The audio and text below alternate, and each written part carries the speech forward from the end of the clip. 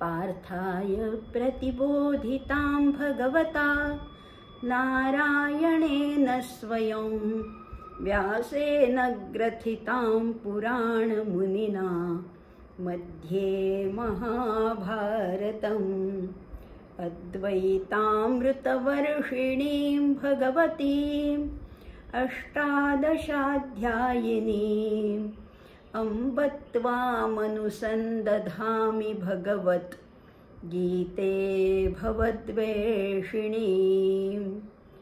नमोऽस्तु ते व्यासविशालबुद्धे फुल्लारविन्दायतपत्रनेत्र येन त्वया भारततैलपूर्णः प्रज्वालितो ज्ञानमयः प्रदीपः प्रपन्नपारिजाताय स्तोत्रवेत्रैकपाणये ज्ञानमुद्राय कृष्णाय गीतामृतदुहे नमः। वसुदेवसुतं देवं कंसचाणूरमर्दनं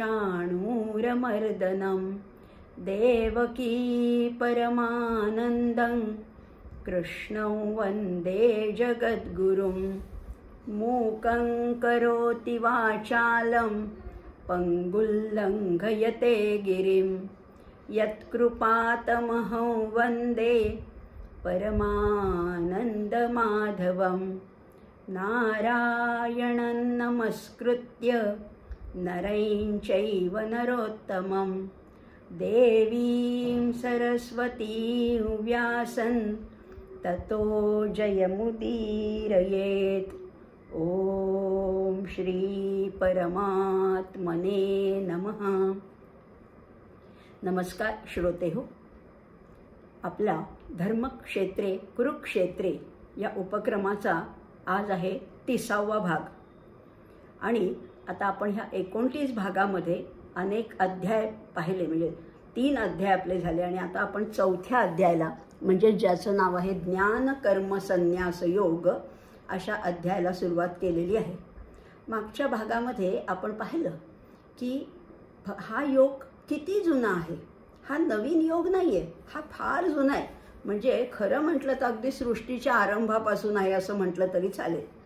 भगवंत स्वतःच अर्जुनाने एकही प्रश्न विचारलेला नसताना भगवंत स्वतः आपणहून हा अध्याय सांगायला सुरुवात करतात, हे तत्वज्ञान सांगतायत आणि हे सांगताना अर्जुनाला म्हणतायत की हे तत्वज्ञान अतिशय नवीन आहे असं तुला वाटेल, पण तसं नवं नाही आहे। हा योग मी फार पूर्वी सूर्याला सांगितला, मग सूर्याने तो मनूला सांगितला, मनूने इक्ष्वाकूला सांगितला, अशी ही परंपरा पुष्कळ कालापर्यंत चालत राहिली आणि मध्ये मात्र काही कालखंड म्हणजे जवळजवळ 88 पिढ्यापर्यंत ही परंपरा लुप्त झालेली होती। पण तोच योग आज मी तुला सांगतोय अर्जुना, मी तुला सांगतोय। हे ज्ञान आहे ना, हे अतिशय गुह्य असं ज्ञान आहे आणि गुह्य ज्ञान तुला मी सांगतोय अर्जुना, कारण तू माझा सखा आहेस, तू माझा मित्र आहेस आणि म्हणून भगवंत हे अर्जुनाला ज्ञान सांगतायत। असं हे जे ज्ञान आहे हे सांगतायत असं म्हणले खरे भगवंत, पण अर्जुन कसा आहे?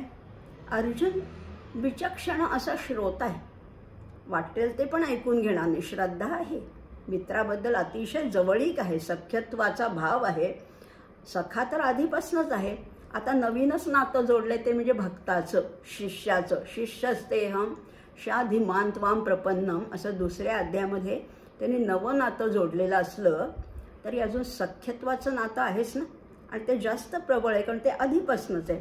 आणि त्या सख्यत्वाच्या नात्याला अनुसरून अर्जुन असा प्रश्न विचारतोय की काय सांगतोयस तू, हे कधी सूर्याला सांगितलंस रे? अर्जुन प्रश्न विचारतोय, अपरम भवतो जन्म परई जन्म विवस्वतः।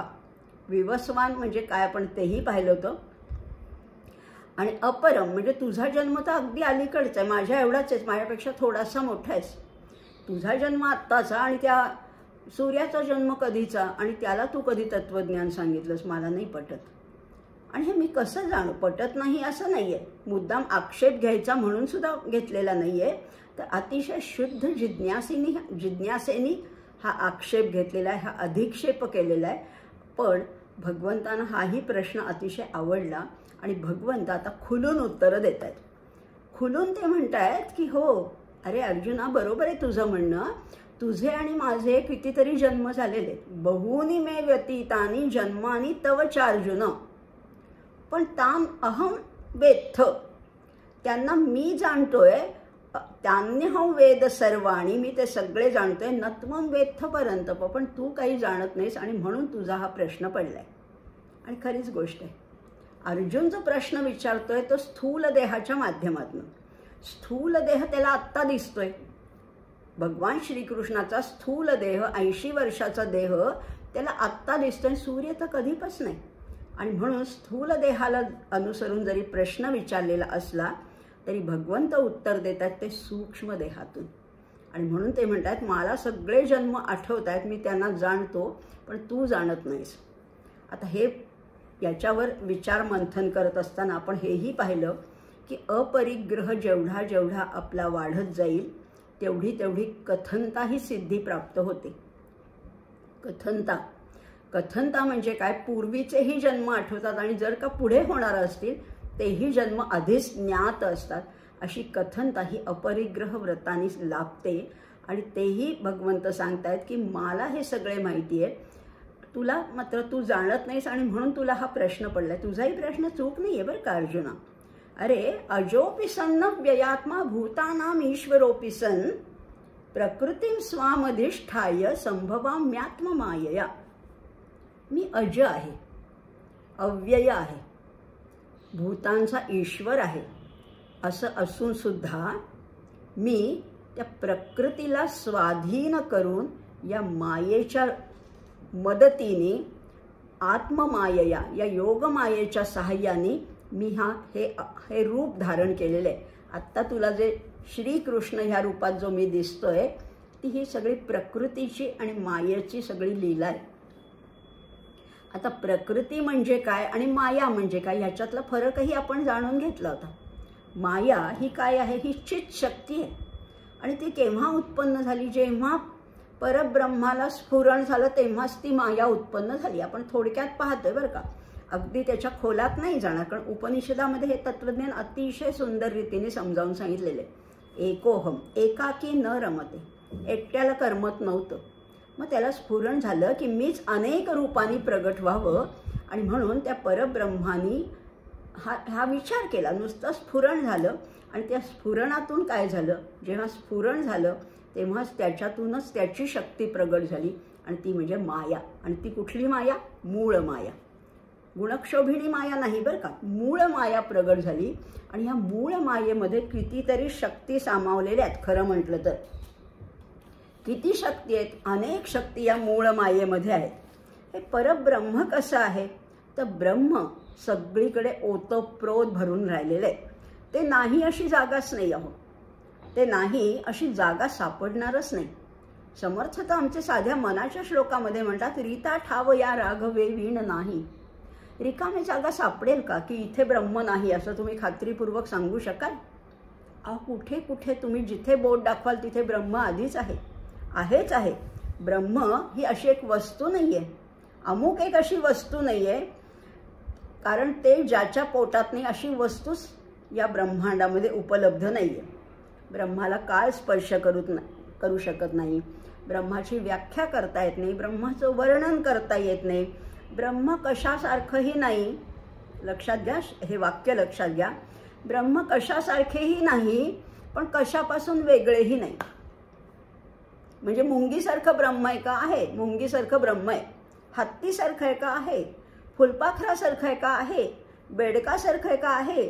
अहो सगळ्यामध्ये ब्रह्म आहे आणि ते कशातही नाही.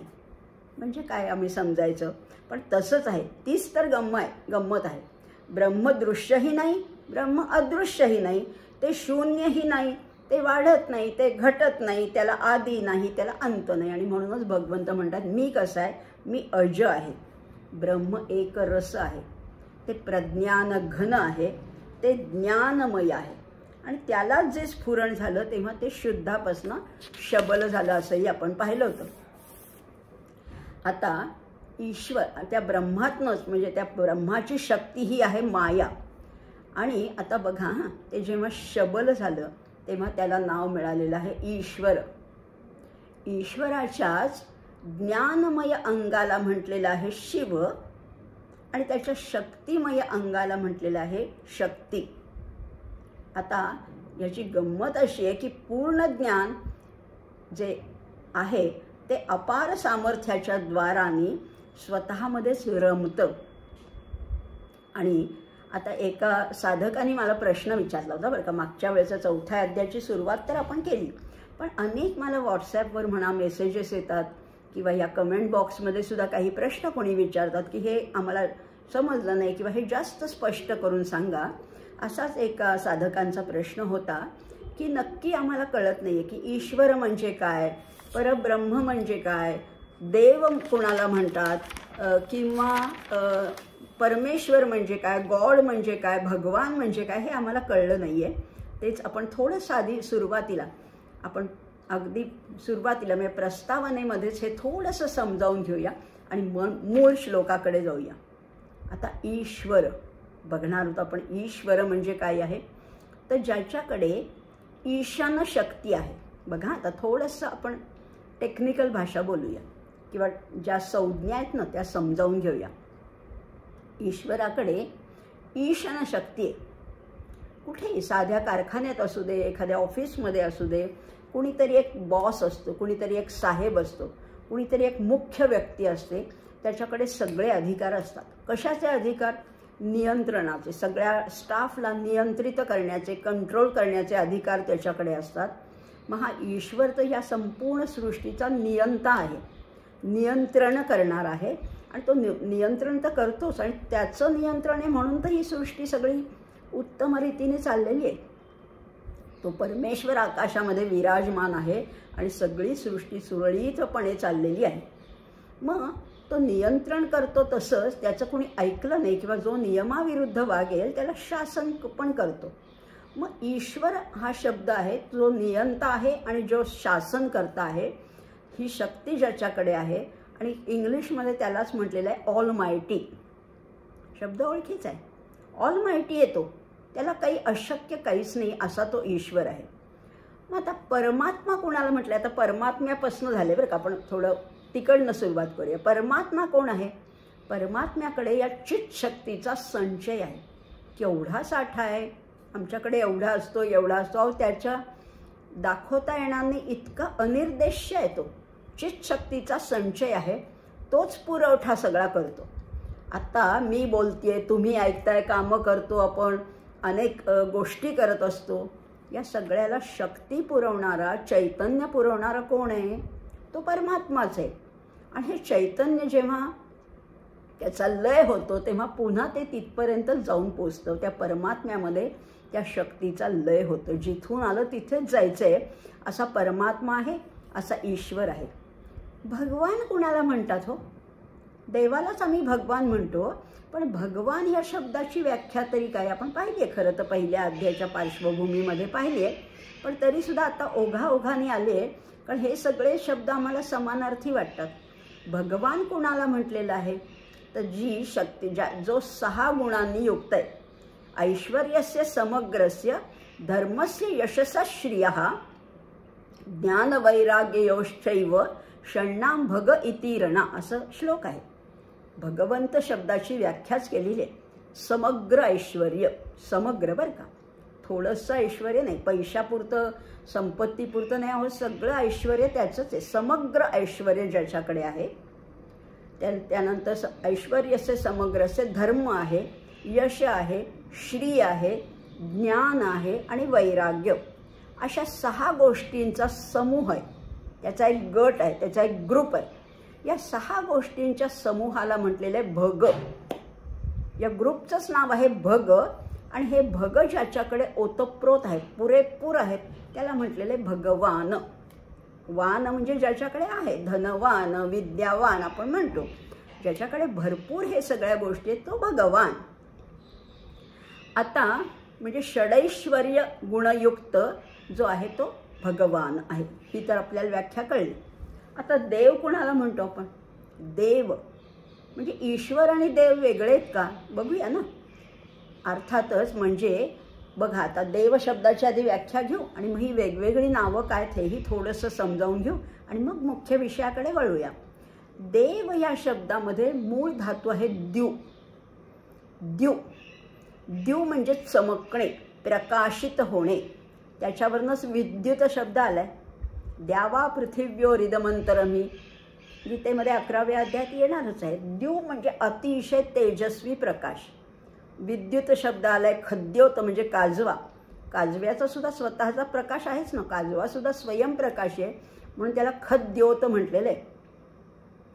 असे द्यू धातूवरनं अनेक आपल्याला शब्द पाहायला मिळतील. पण द्यूवरनंच आलाय देव.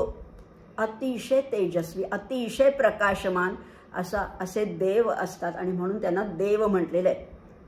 आता इंग्लिशमध्ये गॉड म्हणतात नाही का. गॉड म्हणजे काय आहे, GOD गॉड. हाच गॉड काय आहे, सगळ्याच क्रिया करतो. उत्पत्ती, स्थिती, लय हे आपण मराठीत म्हणतोय, संस्कृतमध्ये बोलतोय. पण इंग्लिशमध्ये त्याला म्हटलेले जो जनरेट करतो, जनरेटर जो आहे, जो ऑपरेटर आहे आणि जो डिस्ट्रॉयर आहे, GOD. जनरेटर, ऑपरेटर, डिस्ट्रॉयर असा तो गॉड आहे. आता ही नावं एकाच परमेश्वराची आहेत. पण मग ईश्वर वेगळा, परमेश्वर वेगळा, आत्मा वेगळा, परमात्मा वेगळा असं काही आहे का? असं आहे. पण ही नावं कशी आहेत सांगू का? त्यांच्या कार्यावरनं पडलेली नावं आहेत. तो परमात्मा अक्रिय आहे, काहीही करत नाही. काही म्हणजे काहीही करत नाही. पण मग ईश्वर सगळं करतो. त्यांनी ही कामं नेमून दिलेली आहेत. आणि नेमून दिलेत म्हणजे काय बघा. आता आणखीन ह्याचं सोपं उदाहरण बघूया आपण. अवघड विषय थोडासा सोपा करूया ना. कामं नेमून दिलेत म्हणजे कुणी नेमून दिलेत बघा ना. आपलं शरीर आहे, आपल्या शरीरामध्ये वायू भरलेला आहे हे तर माहिती आहे. आपण श्वास घेतो, उच्छ्वास टाकतो, वायू आहे. पण ह्या एकच वायू जरी शरीरात असला तरी कामं पुष्कळ आहेत अहो. त्याच एका वायूचे 5 भाग केलेत की नाही. शरीरामध्ये सुद्धा प्राण आहे, अपान आहे, व्यान आहे, उदान आहे, समान आहे. मग डिपार्टमेंट आहेत का, अशा भिंती घातल्या आहेत का, अशी कंपाऊंड घातली आहेत का? नाही नाही नाही नाही. सगळा तो एकच वायू आहे. पण त्याच्या कार्यानुसार त्याची नावं वेगळी आहेत. तसंच म्हणजे डिपार्टमेंट्स त्याची केलेली आहेत. तसंच हा परमेश्वर खरं म्हटलं तर एकच आहे. एकम सत विप्रा बहुधा वदंती. परमेश्वर एकच आहे. पण त्याच्या कार्यानुसार त्याला वेगवेगळी नावं दिलेली आहेत. आता पुढे ह्या 4थ्या अध्यायामध्ये आपल्याला त्या देवांची सुद्धा महती काय आहे हेही जाणून घेणार आहोत. देव आणि परब्रह्म याच्यात फरक काय हेही जाणणार आहोत. पण बघा आता एवढं तर आपण अगदी बेसिक ह्याच्यातलं तत्त्व जाणून घेतलं. आणि मग तो कसा आहे, तो परमात्मा कसा आहे, सच्चित आनंद आहे. आणि त्याच्याकडे मूळ म्हटलं तर पुढे पुष्कळ शक्ती आहेत. पण मूळ मायेतनं पहिल्या 3 शक्ती आहेत त्याच्यामध्ये. संधिनी शक्ती आहे, संवित शक्ती आहे आणि आल्हादिनी शक्ती. लक्षात घेऊया बरं का. शब्द थोडे अपरिचित आहेत आम्हाला, पण जाणून घेतलं तर आपल्याला निश्चितच त्याच्यातली गंमत कळेल. संधिनी. संधिनी म्हणजे काय तर ती सत्शक्ती आहे. पुष्कळ वेळा बोललोय आपण, पण हे नाव आत्ता पहिल्यांदा आलं. संधिनी शक्ती म्हणजे सत शक्ती आहे. सत म्हणजे काय, अस्तित्व, एक्झिस्टन्स, आहेपणा, इजनेस. काय सुंदर शब्द वापरलाय, इजनेस. असणं हाच त्याचा स्वभाव आहे. संधिनी शक्तीमध्ये फक्त तो आहे. संवित शक्ती म्हणजे काय आहे, दुसरी शक्ती आहे संवित म्हणजे जाणीव, कॉन्शियसनेस आहे ना. इथे चिमटा काढला मला तर दुखतंय, जाणीव आहे माझी. सगळी कुठे आहे जाणीव, फक्त इथे हातात आहे का? अहो सगळ्या शरीरात आहे. डोळ्यात एवढंसं कण जरी गेला तरी लगेच डोळा चुरचुरायला लागतो. जाणीव आहे. आणि माझ्यातच नाही, संपूर्ण ब्रह्मांडामध्ये ती जाणीव भरून राहिलेली आहे. आणि ही जाणीव आहे ही संवित शक्ती आहे. तिसरी आहे ती आल्हादिनी शक्ती आहे.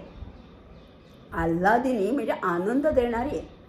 आपण सगळ्या ज्या क्रिया करतो त्या सगळ्या आनंदासाठीच आहे. आणि या परब्रह्मानी सुद्धा त्याला जे स्फुरण झालं ते सुद्धा आनंदासाठीच झालं. त्याला करमत नव्हतं, एकाकी न रमते. आणि त्याला वाटलं की आपणच या विविध रूपांनी प्रगट व्हावं आणि याचा आनंद घ्यावा. आनंद भोगण्या ही सारी सृष्टी, नको रे जीवा होऊ तू कष्टी, असं आमच्या यतीनारायण सरस्वतीने म्हटलेलं आहे.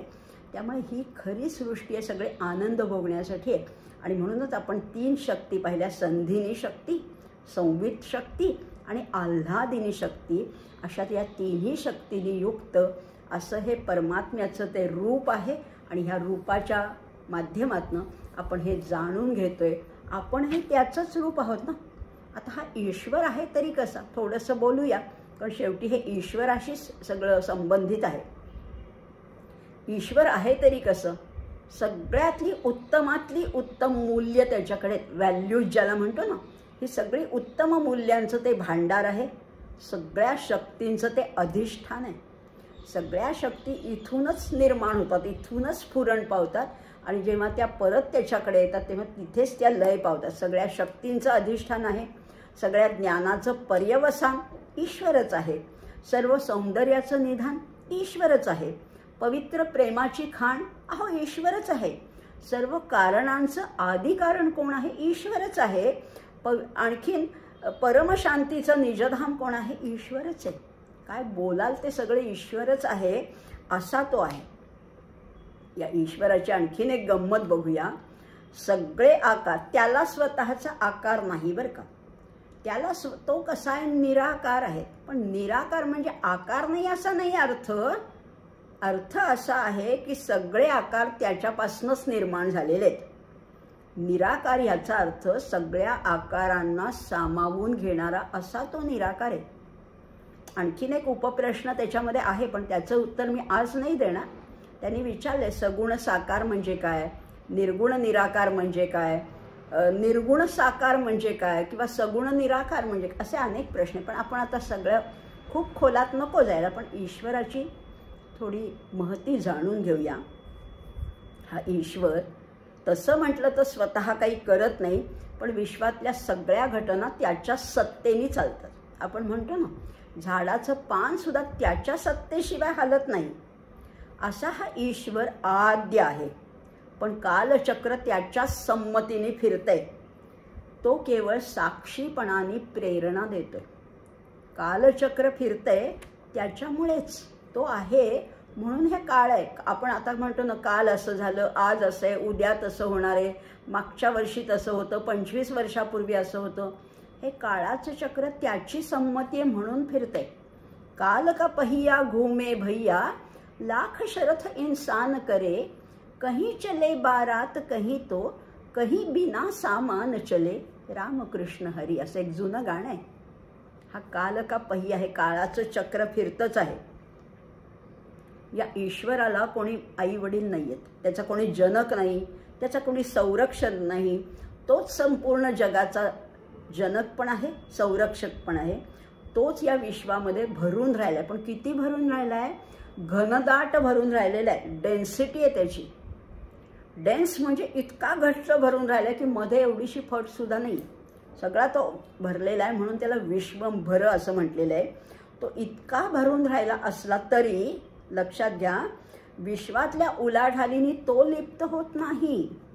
भूकंप झाला, सुनामी आली, कोरोना आला, त्याला काही नाही आहे. तो अलिप्त इथेच आहे, तुमच्यात आहे, माझ्यात आहे. त्याला कुठलाही संसर्ग होत नाही. या विश्वामध्ये जे जे काही आहे, भव्य आहे, दिव्य आहे, जे जे सुंदर आहे, त्यामध्ये या आमच्या ऋषींना त्या ईश्वराचं दर्शन झालं, ईश्वराची अनुभूती आली असं म्हटलेलं आहे. आणि हा सगळा खेळ चाललाय ना, हा तो प्रकृती पुरुषाचा किंवा शिवशक्तीचा खेळ चाललाय. असं आपण त्या देवांची, म्हणजे देव, ईश्वर, परमात्मा, भगवान असे आपण शब्द थोडे समजून घेतले. थोडे, खूप आपण खोलात नाही गेलो. पण बघा, त्या साधकांच्या काही प्रश्नांची तरी निदान शंका समाधान झालं असेल. आता विषय चालला आपला.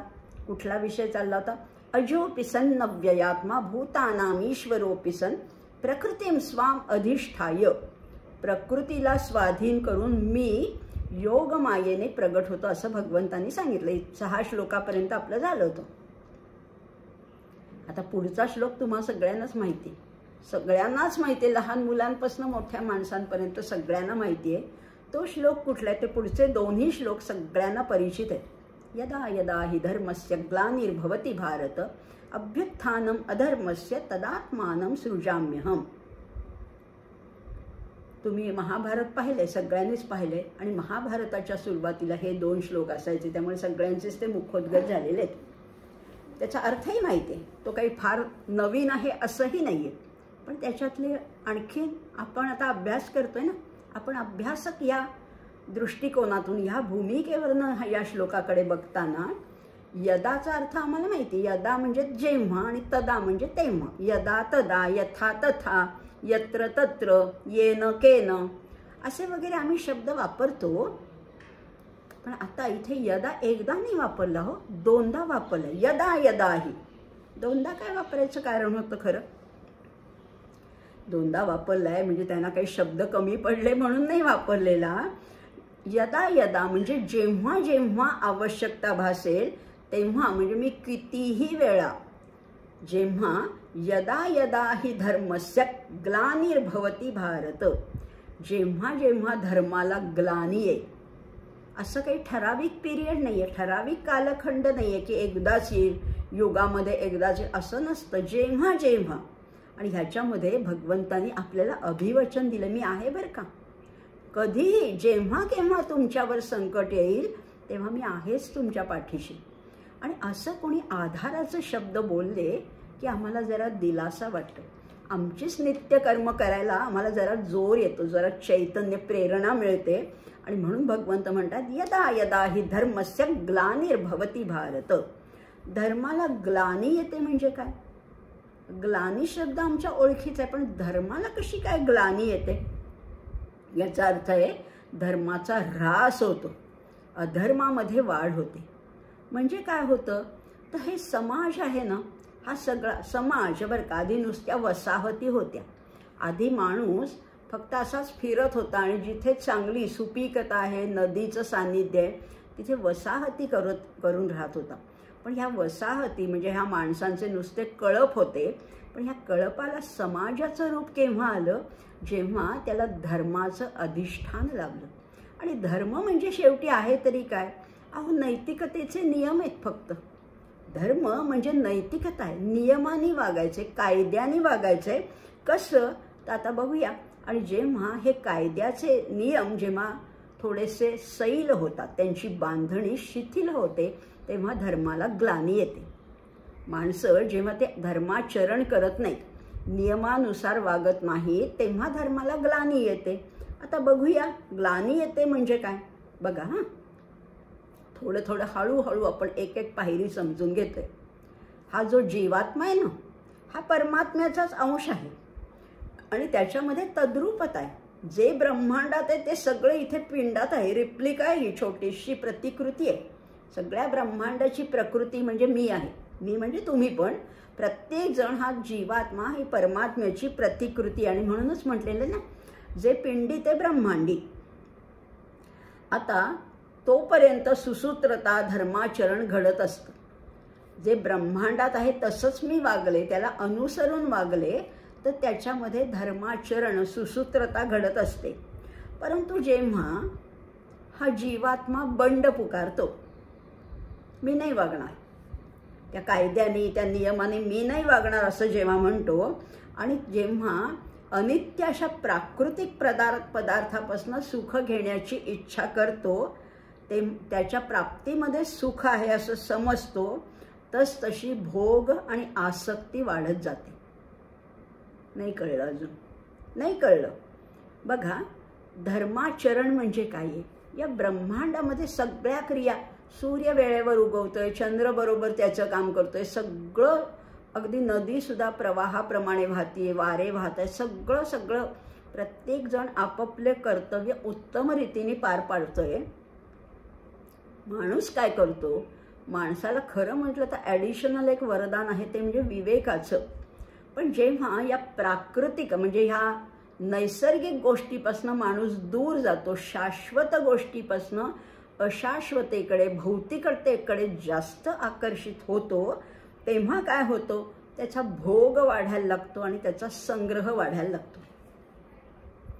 संग्रह करायची गरजच नाही आहे. या सृष्टीमध्ये इतकं वैविध्य आहे, इतकं वैपुल्य आहे, इतकी सुबत्ता आहे, इतकी संपन्नता आहे, कुणालाही काहीही कमी पडणार नाही. त्या सृष्टीमध्ये इतकं भरपूर आहे की प्रत्येकाच्या गरजा भागतील इतकं आहे. पण प्रत्येकाची चैन नाही भागणार बरं का, गरजा भागतील. पण जेव्हा तुम्ही गरजांकडनं चैनीकडे जाता तेव्हा मग भोग वाढत जातो, आसक्ती वाढत जाते आणि मग त्या जीवाचं पतन व्हायला लागतं. आता लक्षात घेऊया, मूळ विषयाकडे आपण येणार आहोत. अशा वेळेला समाजामध्ये अधर्म वाढतो, पापाचरण वाढतं, कलह वाढतात, विद्रोह वाढतात की तुझ्याकडे एवढं आहे आणि माझ्याकडे कमी आहे म्हटल्यावर मी तुझं हिसकावून घेणार. ही प्रवृत्ती वाढली की मग भांडण आलं, मारामारी आल्या, विद्रोह आला, अनावश्यक स्पर्धा वाढते, चुरस वाढते. आवश्यक नाही बरं का, स्पर्धा थोडी आवश्यक आहे. माणसाची प्रगती करण्यासाठी थोडी स्पर्धा, थोडी हेल्दी कॉम्पिटिशन ज्याला आपण म्हणतो ती आवश्यक आहे. पण अनावश्यक स्पर्धा, अनावश्यक चुरस जेव्हा वाढायला लागते तेव्हा इतरांचं चांगलं झालेलं सुद्धा बघवत नाही आणि मग त्या धर्माचं आचरण तर कमी होतंच, पण गमतीने भागवतामध्ये असं म्हटलेलं आहे, धर्माला 4 पाय आहेत. धर्माला 4 पाय आहेत असं म्हटलेलं आहे. सत्ययुगामध्ये त्याचे 4ही पाय शाबूत होते. सत्ययुगामध्ये धर्माला 4 पाय होते, त्रेतायुगामध्ये 3च पाय होते, द्वापार युगामध्ये 2च पाय होते आणि आता कलियुगामध्ये धर्माचा 1च पाय राहिलेला आहे, 1च चरण शिल्लक राहिलेला आहे आणि म्हणून तो धर्म लंगडत लंगडत चालतोय, लंगडत लंगडत चालतोय. अशा वेळेला सामान्य लोक काय करतात, त्यांची प्रवृत्तीच मुळी अधर्माकडे होते आणि मग त्यांचं हळूहळू पतन होतं, कर्तव्यापासून च्युत होतात. हे झालं अधर्म, म्हणजे धर्माला ग्लानी केव्हा येते हे आपण पाहिलं. यदा यदा ही धर्मस्य ग्लानिर्भवती भारत. मग भगवंत कशासाठी अवतार घेतात? अभ्युत्थानम अधर्मस्य तदात्मानं सृजाम्यहम. त्या अधर्माला उखडून काढण्यासाठी, त्याचा नायनाट करण्यासाठी भगवंत म्हणतात सृजाम्यहम. सृज धातू आहे, सृज म्हणजे उत्पन्न करणे, निर्माण करणे. काय करतो मी? आत्मानं सृजामी अहम. मी स्वतःलाच आकार देतो. जो मी निर्गुण आहे तो मी सगुणात येतो, म्हणजेच आकार घेतो, म्हणजे जन्म घेतो किंवा अगदी आपल्या भाषेमध्ये तो अवतार घेतो. मागच्या भागामध्ये आपण पाहिले, अजन्मा जन्मासी आला, कारागारी अंधकारी कृष्ण जन्म झाला, अजन्मा जन्मासी आला. खरं म्हटलं तर त्याला जन्म वगैरे काही नाही आहे, पण आला ना तो जन्मासी. कशासाठी? कारण ह्या अधर्माचं नायनाट करण्यासाठी तो जन्माला आला आहे. मग आता आपल्याला असा प्रश्न पडतो, मग अजून का नाही जन्म घेत? आता तर किती या जगामध्ये भ्रष्टाचार चाललाय, दुराचरण चाललंय, अधर्माचं अगदी पीकच आलेलं आहे, इतका अधर्म बजबजपुरी झालेली आहे, अजून का अवतार घेत नाही? तर त्याचं उत्तर आहे, अजून तेवढी वेळ आलेली नाही आहे. अजून अल्प प्रमाणात का होईना या जगामध्ये धर्मात्मे आहेत, त्यांच्यामुळेच हा धर्म टिकून आहे. अजून तेवढी वेळ आलेली नाही आहे. आणि समर्थाने सांगून ठेवलेलं आहे, जनी जनार्दनी तो असे परंतु सज्जनी तो वसे. परमेश्वर सगळ्यांमध्ये आहे नाही का, सगळ्या सामान्य माणसांमध्ये सुद्धा आहे, पण सज्जनांमध्ये तो अधिक प्रमाणात आहे. म्हणून जोपर्यंत सज्जन आहेत, संत आहेत, थोर महात्मे आहेत, विभूती आहेत, विचारवंत जोपर्यंत समाजात आहे तोपर्यंत धर्म थोडा का होईना टिकून आहे. आणि म्हणूनच सज्जन हे सामान्य जनांपेक्षा श्रेष्ठ असतात. आणि त्यांना म्हटलेलं आहे, त्यांना एक वेगळी, आता बघा ना, शंकराचार्य काय, अगदी रमण महर्षी काय, योगी अरविंद काय, समर्थ रामदास स्वामी काय, संत ज्ञानेश्वर माऊली काय, तुकाराम महाराज, असे किती संत झाले आणि त्यांच्यामुळेच हा धर्म टिकून आहे. पण ते भगवंत नाहीत बरं का. आता त्यांना आपण मागे बिरुद लावतो, भगवान रजनीश, भगवान शंकराचार्य असं म्हणतो, पण ते तसे त्या अर्थाने भगवान नाहीत. तर त्यांना एक वेगळा शब्द वापरला, त्यांना म्हटलेला आहे कारक पुरुष. ते कोण आहेत? कारक पुरुष ते काय करतात, या सात्विकतेची वाट रुंद करतात. सात्विकतेचा रस्ता जो अरुंद झाला ना, अत्यंत चिंचोळी वाट आहे, ती थोडी रुंद करण्याचं काम करतात. लोकांमध्ये प्रबोधन करण्याचं काम करतात. असे जे कारक पुरुष आहेत, पण ते भगवंत नाहीत, खऱ्या अर्थाने भगवंत नाहीत. कारण एकच त्यांच्यामध्ये ते खरं तर चांगलं लोकांचं परिवर्तन करतात, मतपरिवर्तन करतात, लोकांना या मार्गाकडे वळवतात. पण एक गोष्ट त्यांच्यामध्ये आणि भगवंतामध्ये एक अंतर आहे की ते कधीही दुष्टांचं निर्दालन करत नाही, कुणाला मारत वगैरे नाही. शंकराचार्यांना सुद्धा कितीतरी विरोध झाला, ज्ञानेश्वर माऊलींना सुद्धा समाजाने तर वाळीत टाकलं होतं, तुकाराम महाराजांना किती त्रास दिला, समर्थांना किती त्रास दिला. सगळ्याच संतांचे खरं म्हटलं तर समाजाने अगदी हालच केलेले आहेत. पण म्हणून संतांनी कुणाला मारलं नाही, नाही का, कुणाचा वध केलेला नाही आहे. आणि म्हणून ते भगवंत नाही आहेत, पण ते कारक पुरुष आहेत. आणि म्हणून एकनाथ महाराजांनी तर फार सुंदर सांगून ठेवले, केव्हा संत केव्हा अवतरतात, धर्माची वाट मोडे अधर्माची शीग चढे, तई आम्हा येणे घडे संसार स्थिती. तेव्हा आम्हाला इथे यावं लागतं. संत हे सुद्धा अवतारच आहेत, पण ते देव नाहीत, ते परमेश्वर नाहीत, ते भगवंत नाहीत. म्हणजे बघा ना, एकनाथ महाराज, तुकाराम महाराज, माऊली, समर्थ, किती वाईट काळ होता हो. त्यांचा जो काळ होता तो अतिशय वाईट काळ होता, आपल्याला कल्पना सुद्धा नाही. आपण त्या मनाने सुरक्षित आत्ता सुखवस्तू आहोत. आपलं आत्ताचं आजूबाजूचं वातावरण कितीही भ्रष्ट वाटलं तरी तितकं भ्रष्ट नाही आहे. पण समर्थांच्या काळामध्ये तर ही पावनभूमी आक्रमण झालं होतं, त्याच्यावर यवनांचं आक्रमण झालं होतं. अहो एवढंच नाही तर देवाचं नाम घेणाऱ्यांना शिक्षा केली जायची. तेवढी तर आत्ता स्थिती नाही आहे. देवाचं नाम घेतलं की जीभ अक्षरशः सांडशीने ओढून काढायचे. ते यवन लोक किंवा जे सत्ताधारी होते त्यांनी जीभ ओढून काढलेली आहे. किंवा डोळ्यांना डागण्या दिलेल्या आहेत. जो परमेश्वराचं दर्शन घ्यायला मंदिरात जातोय त्याच्या डोळ्याला डागण्या दिलेल्या आहेत. कानामध्ये जे कोणी भजन कीर्तन पूजन करतात त्यांच्या कानामध्ये शिशाचा रस ओतलाय की कसं नाम ऐकशील बघू. हातपाय कलम केलेले आहेत. अहो किती शिक्षा दिलेल्या आहेत. या धर्मावरती गदा आली होती, संकट आली होती, पण तेव्हा या संतांनी लोकांचं मतपरिवर्तन केलं. दुर्जनांना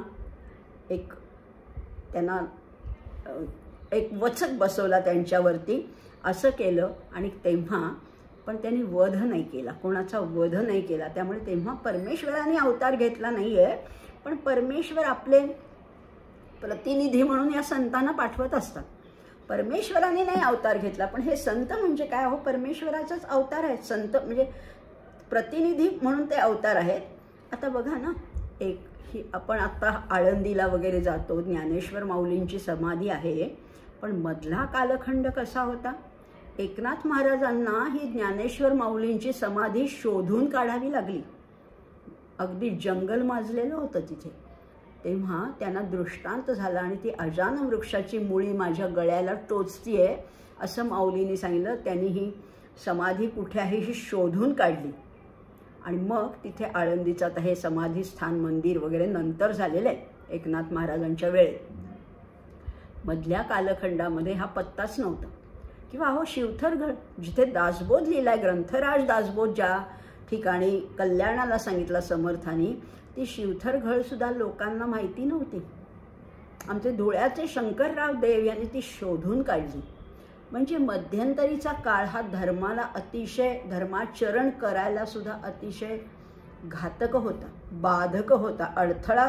म्हणजे तुम्ही नाव सुद्धा देवाचं घेऊ शकत नव्हतात असं होतं. आणि अशाच वेळेला समर्थांनी आनंदवनाचं स्वप्न पाहिलं ना. आनंदवन भुवनी हे त्यांचं स्वप्न आहे. आणि त्याच्यातच ते म्हणतात, उदंड जाहले पाणी स्नान संध्या करावया. पाणी सुद्धा मिळत नव्हतं स्नान संध्या करायला सुद्धा, अशी स्थिती होती. तेव्हा भरपूर पाणी, उदंड जाहले पाणी स्नान. किती वेगळी अवस्था आहे ना. आपल्याला तर भरपूर पाणी आहे, सगळं भरपूर आहे, काही नाही असं नाही, तरीसुद्धा आम्ही स्नान संध्यासुद्धा नीटपणाने करतो का. एवढं स्वातंत्र्य असून सुद्धा मुखाने नाम घेतो का. सगळ्या गोष्टी अनुकूल असून सुद्धा आम्ही काही करत नाही, मग कसं धर्माचरण वाढणार हाही प्रश्नच आहे खरं म्हटलं तर. अशा संतांनी हा सात्विकतेचा प्रवाह तर रुंद केलाच, लोकांमध्ये या परमार्थाविषयी रुची निर्माण केली. भगवंत संतांच्या करवी ही सुखाची गुढी उभारतात बरं का. सुखाची गुढी उभारण्याचं काम या संतांनी केलेलं आहे. माऊली तर आमची फार सुंदर गोड लिहितात हो, काय सुंदर म्हटलेलं आहे. माऊली म्हणतात, मी अविवेकाची काजळी फेडून विवेकदीप उजळी, ते योगिया पाहे दिवाळी निरंतर. ही अविवेकाची काजळी साठली, दीप चालू आहे, दिवा तेवतोय, पण काजळीमुळे काय होतं, तो प्रकाश तेवढासा पुरत नाही किंवा तो फाकत नाही. अविवेकाची काजळी काढून टाकली आणि हा विवेकाचा दीप जास्त चांगला प्रज्वलित केलाय. असं जेव्हा होतं तेव्हा ती योग्यांसाठी ती दिवाळीच असते असंही म्हटलेलं आहे. असा हा धर्माला ग्लानी येऊ देता कामा नाहीये, तर धर्माचरण वाढायला पाहिजे. आता ती धर्म म्हणजे काय, धर्म शब्दाची व्याख्या बघूया ना. धर्म शब्दामध्ये ध्रू धातू आहे. ध्रू म्हणजे धारण करणे, धारयती इति धर्म. आणि म्हणून आणि धर्म म्हणजे काय, शेवटी काय आहे, नैतिक कायदेत माणसाने कसं वागावं असे नैतिक कायदे, आचार धर्म ज्याच्यामध्ये सांगितलं आहे. आणि जो धर्म म्हणजे पुण्यात्मा पुरुष जे आहेत ते जे धारण करतात त्याला धर्म म्हटलेलं आहे. पुण्यात्मा पुरुष काय धारण करतात, तर हे नियम धारण करतात. आपण मागच्याच अध्यायात पाहिलं होतं, यद्यत आचरती श्रेष्ठः तत्तदेवेतरो जनः. मग संत जसे वागतील त्यांच्या आचरणाच्या, त्यांचं आचरण बघायचं, त्यांचं अनुकरण करायचं, त्यांच्या पदचिन्हावरनं चालायचं आहे, त्यांच्यासारखं वागण्याचा प्रयत्न करायचा आहे. महाभारतामध्ये शांती पर्वामध्ये म्हटलेलं आहे, धारणात धर्म इति आहुः. जे धारण केला जातो तोच धर्म आहे. धर्मो धारयते प्रजाः यस्यात् धारण संयुक्तः स धर्म इति निश्चयः. जो धारण केला जातो तोच धर्म आहे. आणि धर्म धारण कशाला करतो, प्रजेला धारण करतो. आणि जो धारण संयुक्त आहे तोच धर्म आहे असं म्हटलेलं आहे, असं मत आहे, असं म्हटलेलं आहे. तर धर्म बघतोय आपण, धर्म शब्द अनेक वेळा बोलतोय, उच्चारतोय, ऐकतोय. धर्माचे सुद्धा प्रकार आहेत बरं का, पुष्कळ प्रकार आहेत. एक पहिला म्हणजे नीती धर्म. हा सगळ्यांनी पालन करायचं. मी मोठा मंत्री आहे, मी राजा आहे असं नाही, किंवा मी अगदी खालचा आहे, मी अगदी नोकर आहे, कोणीही असा. नीती धर्माचं पालन सगळ्यांनी केलं पाहिजे, सगळ्यांसाठी समान आहे. काय आहे तो नीती धर्म, क्षमा सत्यम दमशौचम दानमेंद्रिय संयमः अहिंसा गुरुशुश्रूषा तीर्थानुसरणम दया आर्जवम लोभशून्यत्वम देव ब्राह्मण पूजनम अनभ्यसूया च तथा धर्मसामान्य उच्यते. काय सांगितलंय, क्षमा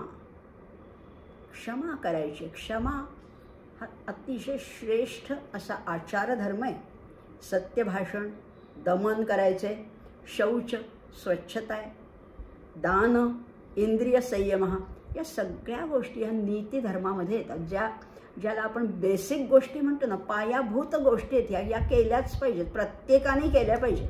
कोणीही असा, तुम्ही कुठल्याही व्यवसायात असा, कुठलीही आर्थिक स्थिती असो, हे सगळ्या गोष्टी पाळल्याच पाहिजे. हे धर्मसूत्रामधलं हे एक मंत्र आहे. याच्या पलीकडे सुद्धा अनेक धर्म आहेत बरं का. कुठले कुठले धर्म आहेत, वर्णधर्म आहे. आणि पुढे येणारच आपल्या गीतेमध्ये सगळं हे सांगून ठेवलेलं आहे. वर्णधर्म म्हणजे काय, ब्राह्मणाने कसं वागायचं, क्षत्रियाचा धर्म काय आहे, वैश्याचा धर्म काय आहे, शूद्राचा धर्म काय आहे, सगळं सांगितलं आहे.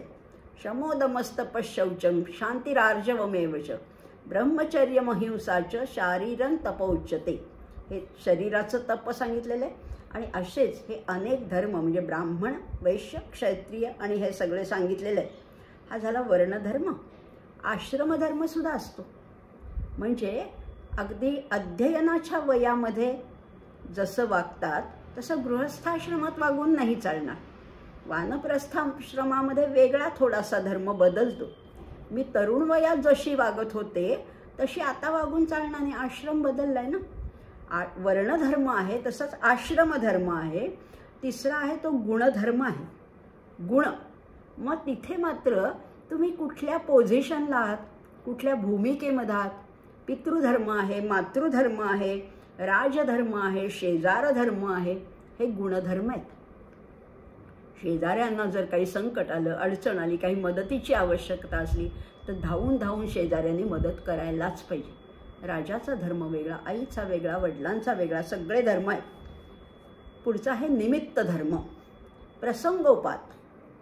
माझ्या घरी मी जशी वागते तशीच परगावी गेल्यावर मला तसंच्या तसं नाही वागता येणार जशी माझ्या घरी आहे. प्रसंगोपात थोडासा बदल करावा लागतो ना. तीर्थक्षेत्राच्या ठिकाणी गेले की माझ्या दिनचर्येमध्ये फरक होतो. तिथे असं नाही म्हणून चालणार माझ्या घरी मी अशी वागते. समर्थ तर आमचे म्हणतात अतिनियम करू नये आणि नियम केल्याविण राहू नये. अतिनियम पण करू नका, पण त्या नियमानेच आपण उगीच बांधले जातो. पण नियम मग कसंही वागायचं का, बेताल वागायचं का, बेलगाम वागायचं का? नाही नाही नाही नाही. मग वागायचं कसं, नियमात वागायचं. पण माझा असा नियम आहे, मी हे केल्याशिवाय असं करणार नाही असं नाही.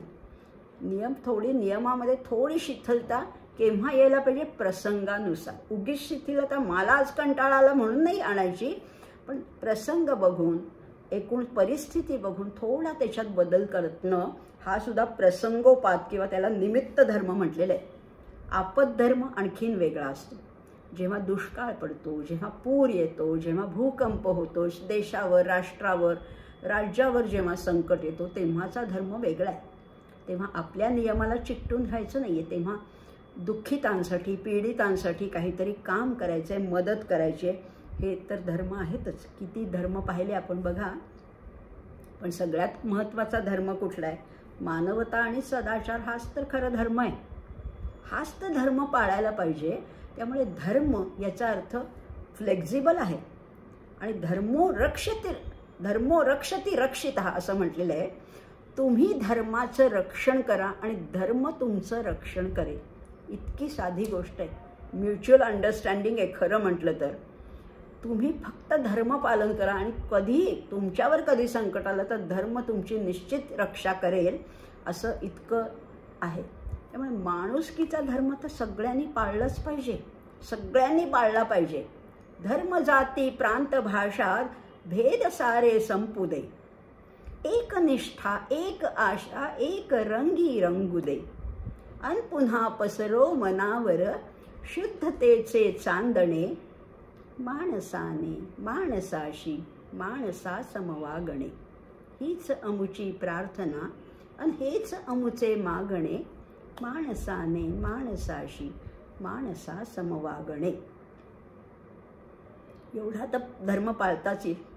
सगळे धर्म. मी आई आहे, माझा धर्म वेगळा. मी शिक्षिका आहे, माझा तेव्हाचा धर्म वेगळा. माणुसकीचा धर्म मात्र सगळ्यांना कॉमन आहे, पाळलाच पाहिजे. आणि अहो सगळीकडे अगदी महाभारतामध्ये सुद्धा सांगून ठेवलेलं आहे कसं वागायचं, माणसाने वागायचं कसं. आत्मनः प्रतिकूलानी परेशान न समाचरेत. ज्यामुळे मला दुःख होतं, जे मला प्रतिकूल वाटतं, अपायकारक वाटतं, दुःखदायक वाटतं, अवनती घडणारं वाटतं, अधोगतीला नेणारं वाटतं, अशी कर्म मी इतरांच्या बाबतीत सुद्धा आचरायची नाहीत. जे मला आवडत नाही ते मी दुसऱ्यासाठी कधीही करायचं नाही. आत्मनः प्रतिकूलानी परेशान न समाचरेत. मग साधीच गोष्ट आहे ना.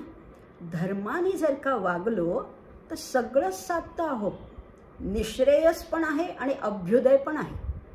निश्रेयस आणि अभ्युदय दोन्ही मिळणार आहे. अभ्युदय म्हणजे इहलोकातलं. आत्ता आम्हाला काय पाहिजे, संपत्ती पाहिजे, सत्ता पाहिजे, संतती पाहिजे, भौतिक सुख पाहिजे, हेही मिळणार आहे. आणि निश्रेयस पलीकडचं पारलौकिक सुद्धा कल्याण होणार आहे. एवढं जर आहे तर धर्माने का वागू नये. आपल्याला सगळ्याच गोष्टी खरं म्हटलं तर चौकटीत बांधून दिलेल्या आहेत सगळ्या. आणि हीच चौकट आहे, हीच धर्माची चौकट आहे. अहो साधे पुरुषार्थ बघा ना. धर्म, अर्थ, काम, मोक्ष 4 पुरुषार्थ सांगितलेले आहेत. पण पहिला काय आहे, धर्म आहे. आपण काय करतो, मधले अर्थ आणि काम आम्हाला फार प्रिय वाटतात. पैसाही प्रिय आहे आणि कामना तर असंख्य आहेत, अगणित कामना आहेत आमच्या मनात. म्हणून आम्ही धर्माकडे लक्ष देत नाही आणि मोक्षाकडे त्याहून लक्ष देत नाही. आम्ही अर्थकाम बघतो, पण अर्थकाम कसे धर्माच्या चौकटीत असतील तरच. धर्माविरुद्धो भूतेषु कामोस्मी भरतर्षभ असं भगवंताने सांगून ठेवलेलंच आहे. कामसुद्धा वाईट नाही आहे. आपल्या धर्मामध्ये कुठल्याही इच्छांना मारलेलं नाही आहे किंवा त्यांना कमी लेखलेलं नाही आहे. कामना ही सुद्धा आवश्यक आहे. काम भावना ही सुद्धा एक आवश्यक गोष्ट आहे. पण ती कशी? स्वैर नको, स्वच्छंदी नको, स्वैराचार नको, धर्माच्या चौकटीत पाहिजे. मग हे धर्म अर्थ काम मोक्ष. अहो तुम्ही आम्ही तर काय बोलणार. व्यासांना सुद्धा असं झालं होतं. महर्षी व्यास तर म्हणतात ऊर्ध्वबाहू विरौम्येश न कश्चित शृणोति माम. मी दोन्ही हात वर करून जगाला ओरडून सांगतोय धर्मात अर्थश्च कामश्च सधर्म किन्न सेव्यते. व्यास म्हणतात, महर्षी व्यास, तुमची माझी तर गोष्टच सोडून द्या. महर्षी व्यास म्हणतात मी दोन्ही हात वर करून ऊर्ध्वबाहू विरौम्यश्च न कश्चित शृणोति माम धर्मात अर्थश्च कामश्च सधर्म किन्न सेव्यते. अहो धर्मामुळेच अर्थ काम आहे, तर त्या धर्माचं तुम्ही का बरं सेवन करत नाही? व्यास प्रश्न विचारतायत. आणि म्हणून एवढं तरी आपण लक्षात घेऊया की या चौकटीला ओलांडायचं नाही आहे. मन मानेल तसा व्यवहार करायचा नाही आहे. अर्थप्राप्ती करायची, पैसा मिळवा, भरपूर मिळवा, पण कसा? धर्माच्या चौकटीत राहून. कामाचं सेवन करा, कसं? धर्माच्या चौकटीत. धर्म अर्थ काम मोक्ष ह्या जर आहेत तर त्या मोक्षप्राप्तीचा एक मार्गच सांगितला आहे, सुलभ मार्ग मिळणार आहे. आणि म्हणून धर्माला काय म्हटलेलं आहे बघा. आता आपण धर्माबद्दल फार बोलतोय, पण ते आवश्यक आहे. कारण इथे या धर्मसंस्थापनार्थाय संभवामी युगे युगे पुढचा श्लोक येणारच आहे. धर्म हे काय आहे? मानवतेचं श्रेष्ठ आलंबन आहे. आलंबन आहे, ध्येय आहे, निश्चित आहे. त्याचं रक्षण करायला पाहिजे. आणि त्या धर्माचं रक्षण झालं तर तुमचं माझं ऐहिक कल्याण पण आहे आणि पारलौकिक पण कल्याण आहे. इथलं पण आहे, पलीकडचं पण आहे. इथे दोन्ही आहे. म्हणजे श्रेयस पण आहे, म्हणजे प्रेयस पण आहे, श्रेयस पण आहे.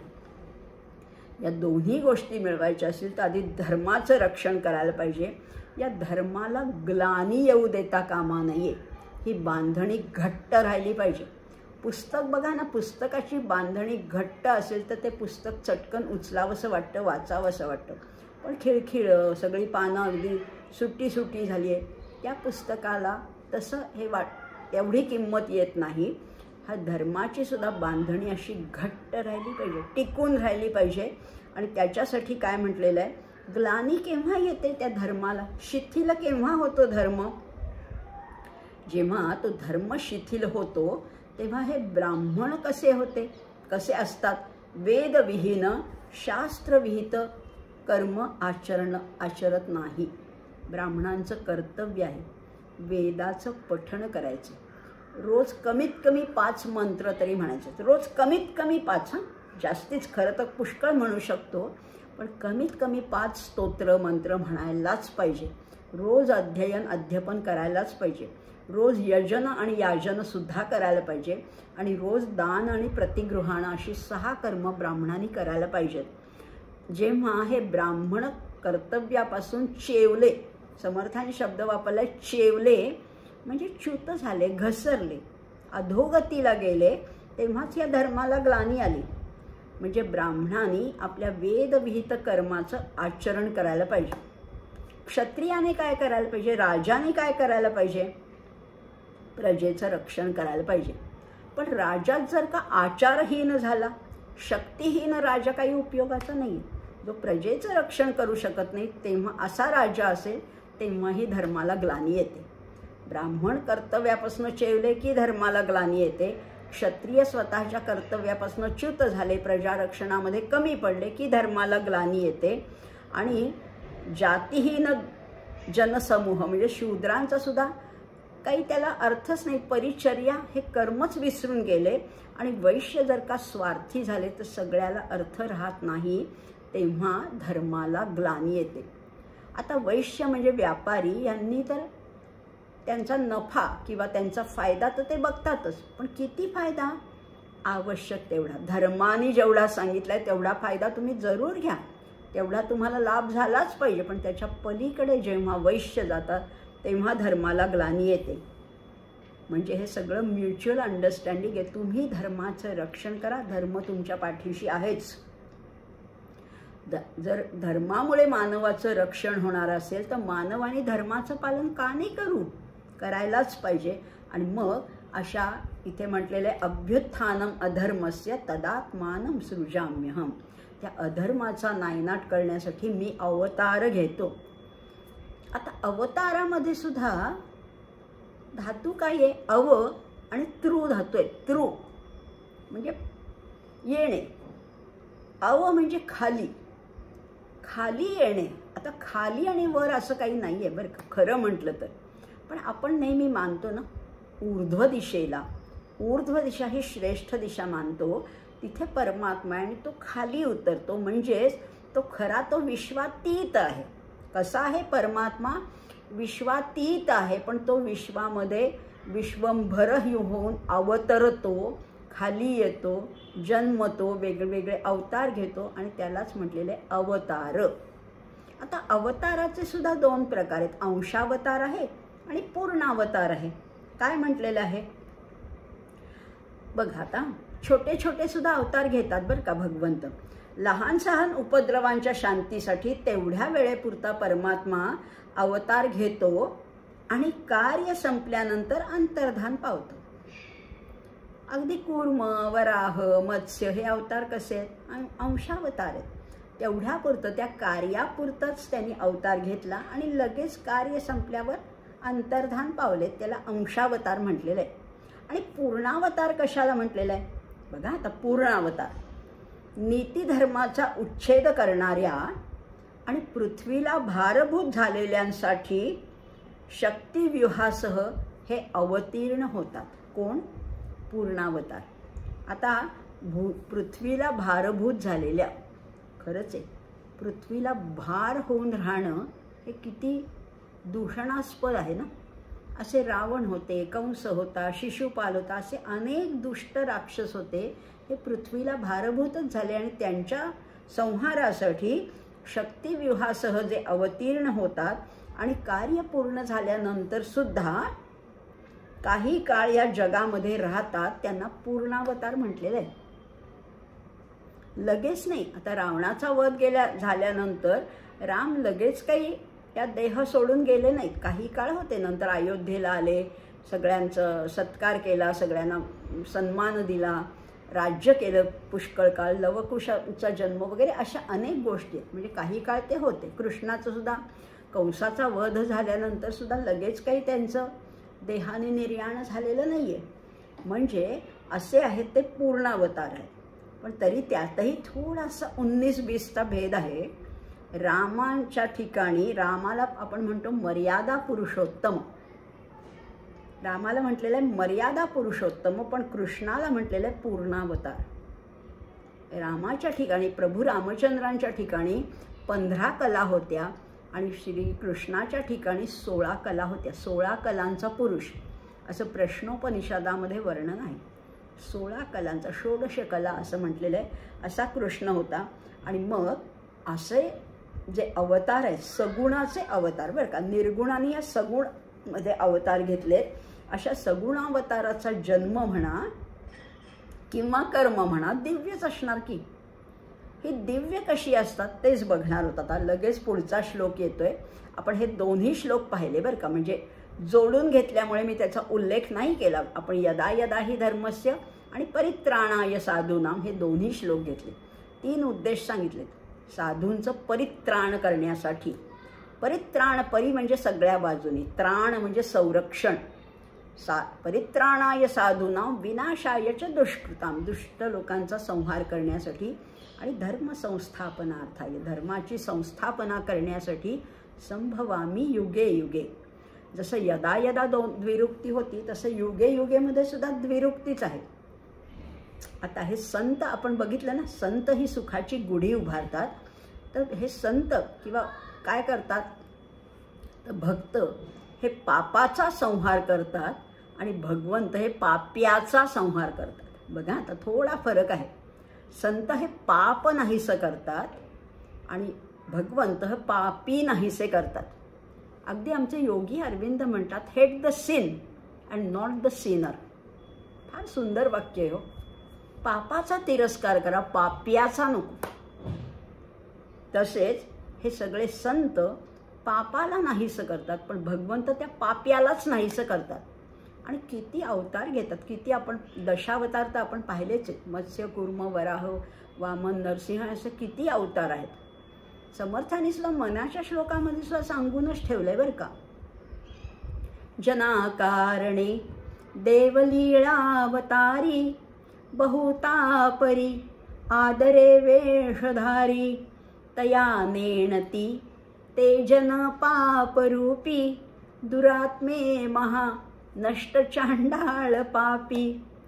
काय काय काय कशातही बघा तुम्ही संतांचं वाङ्मय आहे ना, ते सगळं या गीतेशी संबंधित आहे. आणि गीता कशातनं आली, उपनिषदातनं. त्या मनाचे श्लोक आपल्याला सोपे वाटले तरी त्याच्यामध्ये फार मोठा सिद्धांत सांगितला आहे. म्हटलेलं आहे, जनाकारणे देव लीळावतारी. देव लीला करून हे अवतार घेतात आणि काय नाहीसं करतात, दुरात्मे महानष्ट चांडाळ पापी.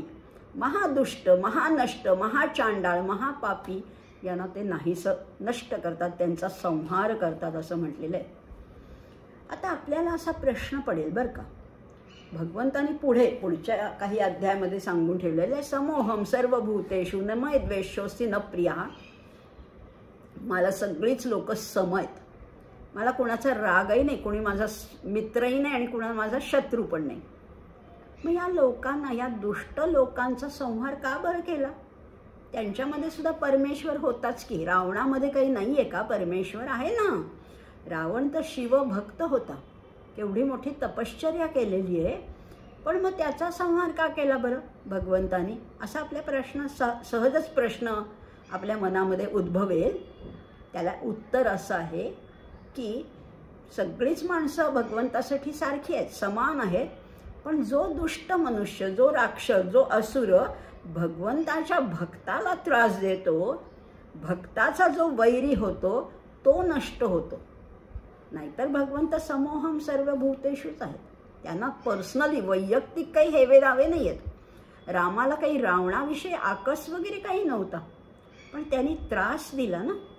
आणि जे त्रास देतात कुणाला, भगवंताला. जसे भक्त प्रिय आहेत, भक्ताला भगवंत तर आहेच, पण भगवंताला भक्त अतिशय प्रिय. माझ्या भक्तांना जो कोणी त्रास देईल त्याचा मी समाचार घेणारच, असं भगवंतांनी सांगून ठेवलेलं आहे. आणि म्हणून म्हणलेलं आहे, विनाशाय च दुष्कृताम धर्म संस्थापनार्थाय.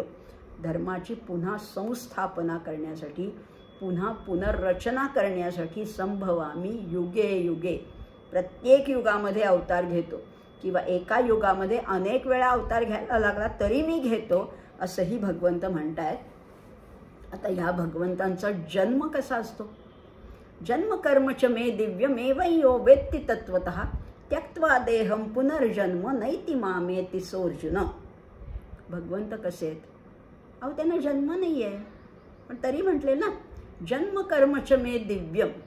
माझा जन्मही दिव्य आहे आणि माझी कर्म पण दिव्य आहेत. खरं म्हटलं तर भगवंत अजन्म आहेत आणि अविनाशी आहेत. त्यांना ना जन्म आहे ना मृत्यू आहे.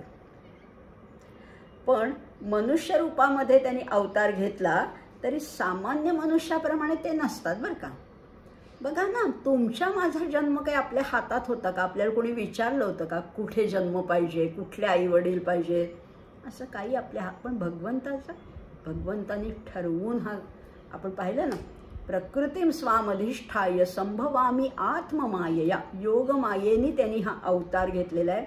स्वतःला त्या प्रकृतीमध्ये बंदिस्त करून प्रकृतीला च्या अधिष्ठानावर त्यांनी जन्म घेतलेला आहे. त्यामुळे त्यांचा जन्म कर्माच्या अधीन नसतो.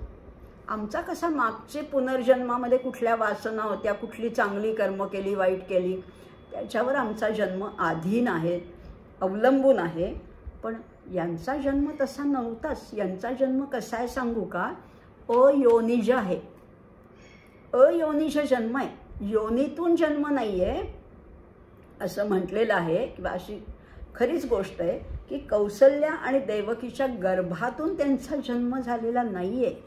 आधी त्यांनी आपलं पहिलं आपल्या दोन्ही मातांना, म्हणजे कौसल्याला म्हणा देवकीला म्हणा, त्यांनी आपल्या मातांना आपलं पहिलं शंख चक्र गदा पद्मधारी स्वरूपामध्ये आधी दर्शन दिलं.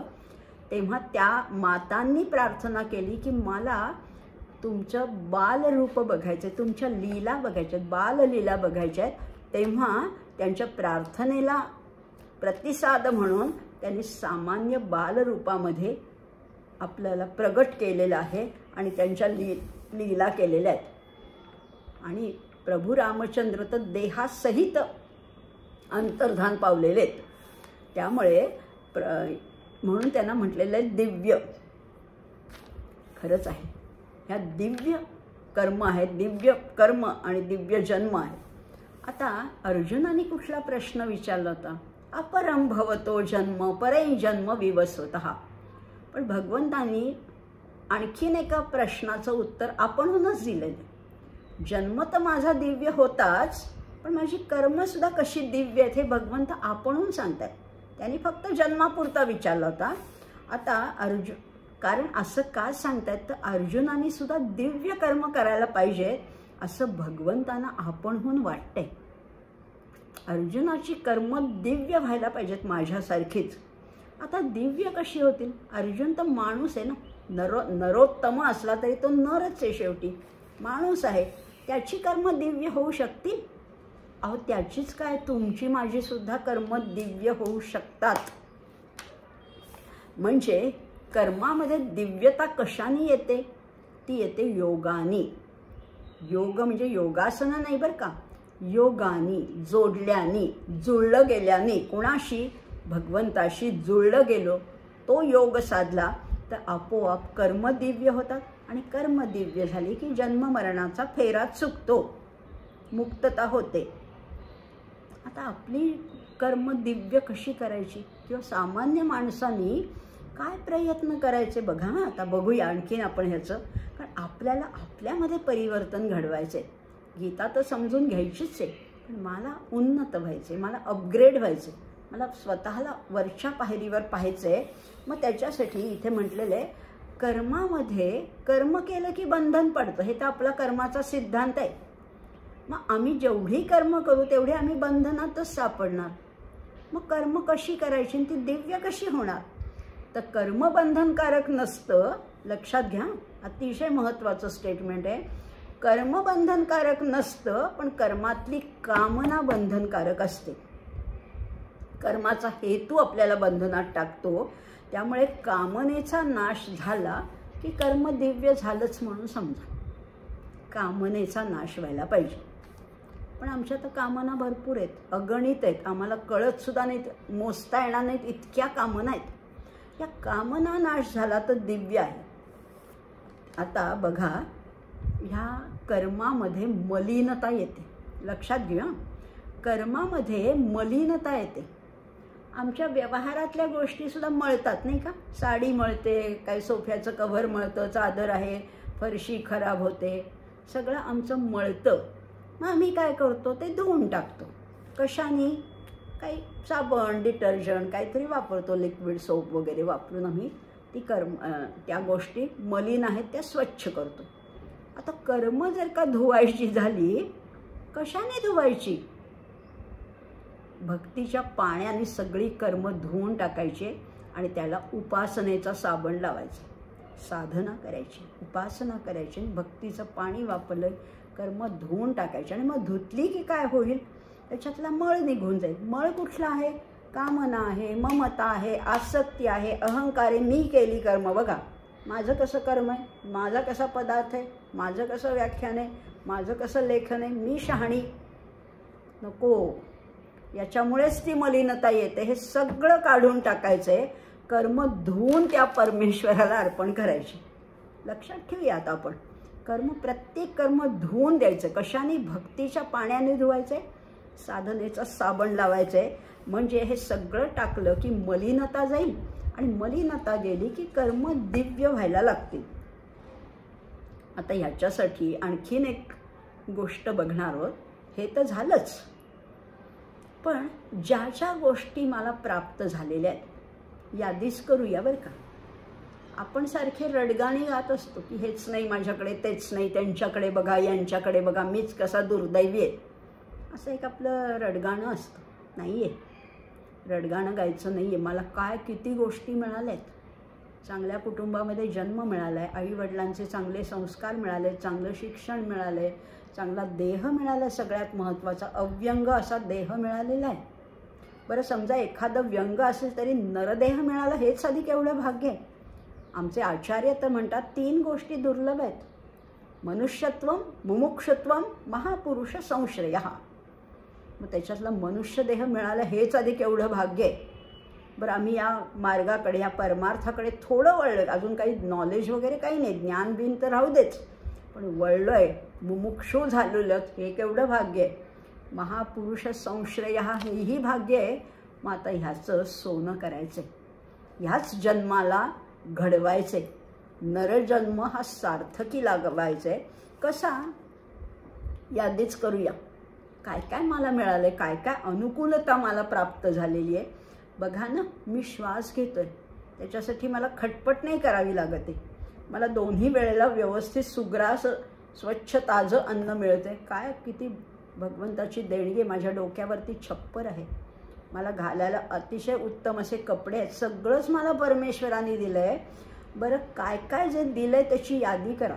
कुणाच्या बोटामध्ये कला आहे, कुणाला नृत्याचं ज्ञान आहे, कुणाला चित्रकला, शिल्पकला, पाककला, किती गोष्टी आहेत. हो, कुणाला वक्तृत्व आहे, कुणाला कर्तृत्व आहे, कुणाला नेतृत्व आहे. काहीतरी दिलंच आहे. या जगामध्ये परमेश्वराने कुणालाच रिकाम्या हाताने पाठवलेलं नाही आहे. प्रत्येकाच्या बंद मुठीमध्ये काहीतरी एक देणगी दिलेली आहे. ती ओळखायची, ती शोधायची आहे, ती ओळखायची आणि ती त्याच्याच चरणी अर्पण करायची. जे तुम्हाला दिले, आणि हे कुणाचं माझे विचार नाही सांगत आहे मी. योगी अरविंदांनी आपल्या पत्नीला मृणालिनीला पत्र लिहिलं होतं. त्याच्यात ते म्हणाले होते की माझ्या मनात एक वेडा विचार येतोय. 3 वेडे विचार आहेत खरं तर. त्याच्यातला एक विचार असा आहे की या संसारापासूनच मिळालेल्या ज्या वस्तू आहेत त्या संसारासाठीच उपयोगात आणायच्या आहेत, त्याच्याच सेवेत लावायच्या आहेत. संसार म्हणजे हा आपला प्रपंच नाही बरं का, 4 माणसांचा प्रपंच नाही. संसार हे संपूर्ण विश्व, हे संपूर्ण ब्रह्मांड. संसरती इति संसार. जो सरत जातो ना, जो संपत जातो तो संसार आहे. या संसाराकडनं आता बघा ना, योगी अरविंदांना तर अतिशय संपन्न कुटुंबात जन्म, गोल्ड मेडलिस्ट, MD डॉक्टर त्यांचे वडील होते. इतके श्रीमंत, इतके संपन्न, इतके विद्वान आणि इतके हाताला गुण असणारे असे डॉक्टर होते. अशा घरामध्ये जन्म आहे. योगी अरविंदांचं रूप तर अतिशय देखणं होतं. हा लहानसा ऑरो ज्याला म्हणायचे, अतिशय देखणा आहे, अतिशय बुद्धिमान आहे. कवितांचा नाद होता. उत्तमोत्तम कविता 5व्या वर्षी केलेल्या आहेत. अनेक भाषांवर प्रभुत्व होतं. हे सगळं होतं. खरं तर ते कुठेतरी मोठे संपादक झाले असते, राजकारणी झाले असते, उत्तम वक्ता तर होतेच होते. पण ते झाले काय? नियतीने त्यांना योगी बनवलं. का? कारण ते म्हणाले या संसारातनं मिळालेल्या वस्तू मला देशाच्या सेवेमध्ये लावायच्या आहेत, संसाराच्या सेवेत लावायच्या आहेत. आणि त्यांनी देशभक्ती, आणि त्याच्यातनं ते योगी अरविंद झालेले आहेत.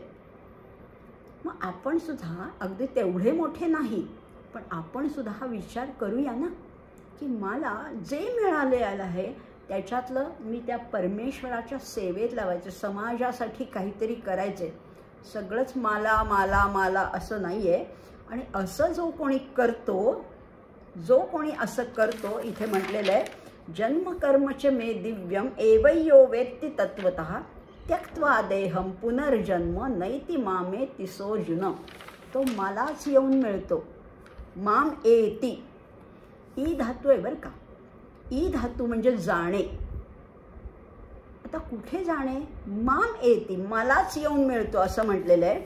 आणि बघा जन्मकर्म, आता जन्म तर पाहिला अयोनिज आहे, कर्म कशी आहेत, कर्मसुद्धा दिव्यच आहेत. नाहीतर त्या वसुदेव टोपली घेऊन यमुनेच्या पात्रातनं कसे काय चालत गेले असतील. यमुनेनेच मार्ग करून दिलेला आहे. कसा, त्या टोपलीतल्या बालकृष्णाचा अंगठा त्या यमुनेच्या पाण्याला लागला, मात्र यमुनेने वाट करून दिली.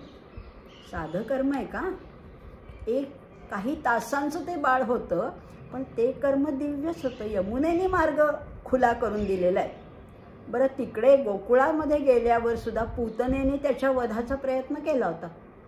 पूतनेचा सुद्धा पण त्यांनी वध केलेला आहे. एवढ्याशा लहान बालकांनी शक्य तरी आहे का. पण हे दिव्य कर्म आहे. अहो, हे बालकाचं कर्म नाही, हे परमेश्वराचं कर्म आहे. पूतनेचा वध केला, पुढे त्या कुब्जेचा कायाकल्प केला. कुरूप स्त्रीला अतिशय सुंदर बनवलेली आहे. उत्तरेच्या गर्भावर जेव्हा अश्वत्थाम्याने ब्रह्मास्त्र टाकलं होतं, उत्तरेच्या गर्भाचं संरक्षण कुणी केलं, यानेच केलेलं आहे. म्हणजे जन्म दिव्य आहे, कर्म दिव्य आहे, सगळ्याच गोष्टी दिव्य आहे. आणि हे जो कोणी जाणतो, एवं यो वेत्ती तत्वतः. आता आम्ही पण जाणतो की आम्हाला सुद्धा कळलं सगळं, अजून काहीच कळलं नाही. आम्हाला फक्त शब्दांनी कळलं, तत्वतः नाही कळलं. अजून ती अनुभूती आलेली नाही आहे. पण ज्याला हे तत्वतः कळतं त्याला काय म्हटलेलं आहे, त्यक्त्वा देहम पुनर्जन्म.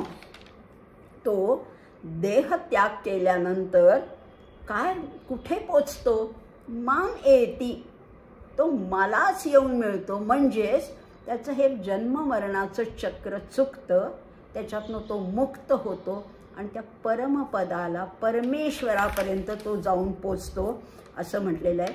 असे बघा, असं आपल्याला वागता येईल का. आपण नेहमीच बघतो हे गीतेचे श्लोकाचा अर्थ समजून घेताना, त्याच्यावरचं विवरण ऐकताना आपण स्वतःशी विचार करायचा आहे, मला काय साधता येईल. या गीतेमुळे, या अभ्यासामुळे माझ्यामध्ये काय परिवर्तन होणार आहे. मी कुठेतरी वरच्या स्थितीला पोचणार आहे का नाही. मोक्ष वगैरे राहू देत, पण ह्या जन्मात तरी माझं काही भलं होणार आहे का नाही, कल्याण होणार आहे का नाही. रोज मला एक पायरी वर चढायचं आहे. आणि इथे जे वारंवार भगवंत सांगतात, तो मलाच येऊन मिळतो. मग तो मला येऊन मिळतो तर मी का नाही तिथपर्यंत पोचणार, असा विचार करायचा आहे. आणि त्या अभ्यासाला एक दिशा द्यायची, एक परमेश्वर भक्तीची जोड द्यायची, नामाची जोड द्यायची. आणि मगच या ज्ञानाला सुद्धा काही अर्थ प्राप्त होईल. आणि मग आपण सगळेच त्या परमपदापर्यंत पोचण्याचा निदान प्रयत्न करू. ह्या जन्मात नाही, पुढच्या जन्मात. पण कधीतरी असं नाही म्हणायचं, पुढच्या जन्मात नक्कीच त्याची तयारी आत्ताच करायची. पूर्वतयारीचा हा जन्म आहे. आत्ता उशिरा का होईना आम्ही या मार्गाला लागलेलो आहोत, पण आम्ही पोचणार, खात्री होंगे कामयाब. नक्की कामयाब होणार आहोत, नक्की यशस्वी होणार आहोत. आणि नक्की त्या जन्ममरणाच्या फेऱ्यातनं मुक्तता करून आपलं जीवन आत्ताचं जे आहे, आत्ता जे जगतं ते अतिशय सुंदर करणार आहोत. सुबक कल्याणकारी अशा त्या भगवंताला पुन्हा पुन्हा प्रार्थना करूया, त्याला विनंती करूया की आम्हालाही तुझ्यापर्यंत यायचं आहे. आणि तुझ्यापर्यंत नेण्याची बुद्धी, शक्ती, युक्ती, चातुर्य हे सगळं तूच देणार आहेस, अशी प्रार्थना करूया. आणि इथेच थांबूया.